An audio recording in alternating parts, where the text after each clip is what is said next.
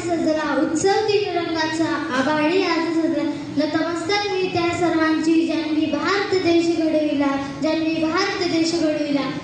आजच्या कार्यक्रमाचे सन्माननीय अध्यक्ष आदरणीय व्यासपीठ सर्व मान्यवर शिक्षक व पालक आणि येथे जमलेल्या माझ्या विद्यार्थी मित्र मैत्रिणींनो, भाषणाची सुरुवात करण्याआधी सर्वप्रथम तुम्हा सर्वांना स्वातंत्र्य दिनाच्या हार्दिक शुभेच्छा।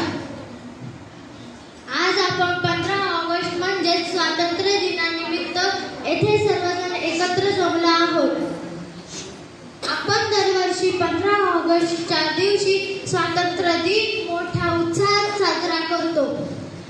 आपल्या सर्वांनाच माहिती आहे की 15 ऑगस्ट 1947 रोजी आपल्या भारत देशाला इंग्रजांच्या जुलमी राजवटीतून मुक्तता मिळाली आणि आपला भारत देश स्वतंत्र झाला।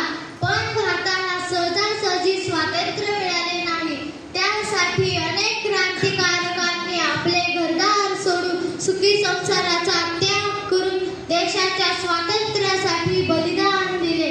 त्या स्वातंत्र्यवीरांच्या अमूल्य योगदानामुळे आपल्या मातृभूमीला स्वातंत्र्य मिळाले। याचे स्मरण ठेवून सर्व क्रांतिकारकांबद्दल कृतज्ञतेची जाणीव आपल्या मनात राहिली पाहिजे। 15 ऑगस्ट हा दिवस भारतासाठी एक सोनेरी व नवीन पहाट असलेला दिवस आहे। या दिवशी दिल्लीतील लाल किल्ल्यावर आपल्या देशाच्या पंतप्रधानांच्या हस्ते ध्वजारोहण होते। तसेच पंतप्रधान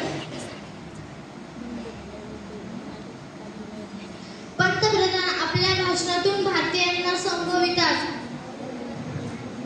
दिल्लीतील लाल किल्ल्यावर पंतप्रधानांसह मान्यवरांच्या उपस्थितीत तिन्ही दलाच्या तुकड्या आपले कर्तृत्व दाखवतात। तसेच 21 तोफांसह शहीद झालेल्या स्वातंत्र्य सैनिकांना भावपूर्ण श्रद्धांजली वाहिली जाते।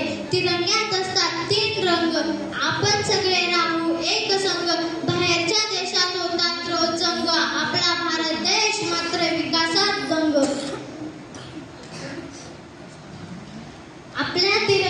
आपल्या तिरंगी राष्ट्रध्वजात केशरी, पांढरा व हिरवा असे 3 रंग आहेत। हे आपल्या सर्वांनाच माहिती आहे, पण याचा अर्थही आत्मसात केला पाहिजे।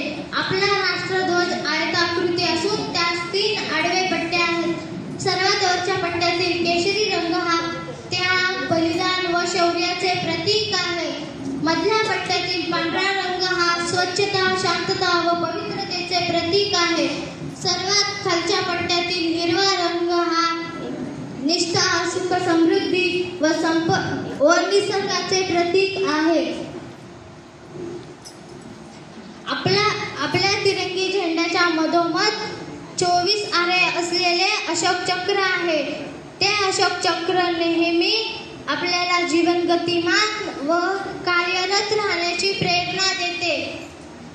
आपण भारताचे नागरिक या नात्याने आपले स्वातंत्र्य अबाधित ठेवणे हे आपले परम कर्तव्य आहे। एवढेच बोलून मी माझे भाषण संपवते। जय हिंद।